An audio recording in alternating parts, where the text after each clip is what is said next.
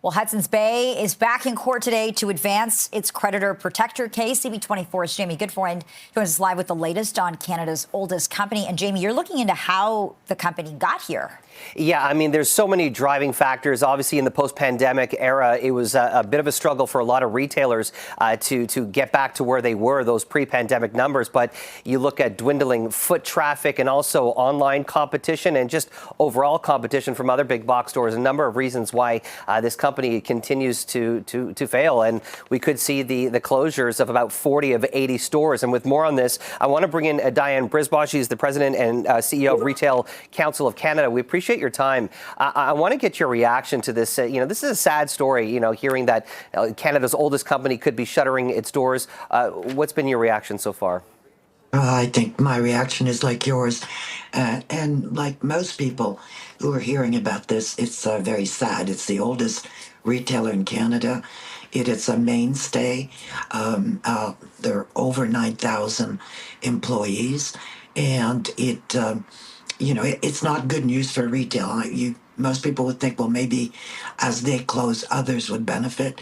But this shows that there's a lot of pressure within the retail sector, and it's very, very challenging to operate today. Well, in the short term, from what we're hearing, is that they're looking to conclude the liquidation by June 15. You might get some really good deals, but then again, this could also potentially affect other businesses that aren't going to be shuttering its doors. I want to get your thoughts on that and how this could potentially impact other retailers. If people are looking to spend maybe $1,000, maybe at Best Buy, they might get a better deal by just purchasing a TV that's being liquidated at an HBC.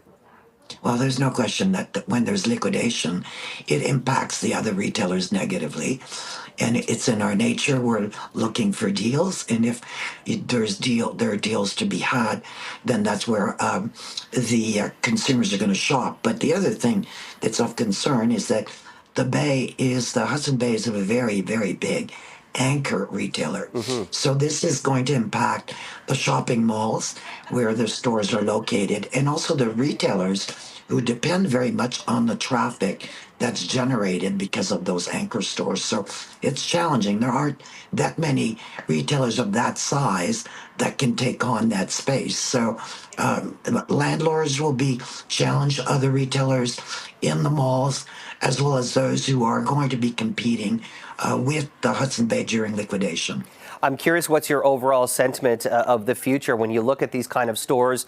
In the past, we've seen Target, Sears, Nordstrom all shut. These were anchor stores, as they're called in the industry, that draws people to these massive malls. And there's also special incentives for those big box retailers that act as those anchors. But I'm curious, what's your outlook on the industry, and how important is it for these other companies to pay attention and start to improve things like their online markets?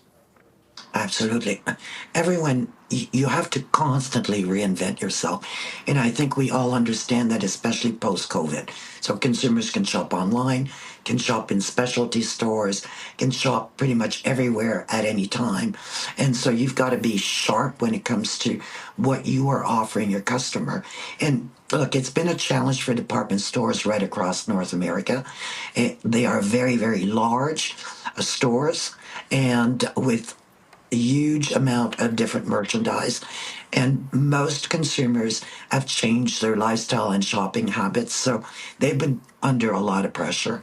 But the retail sector generally is resilient.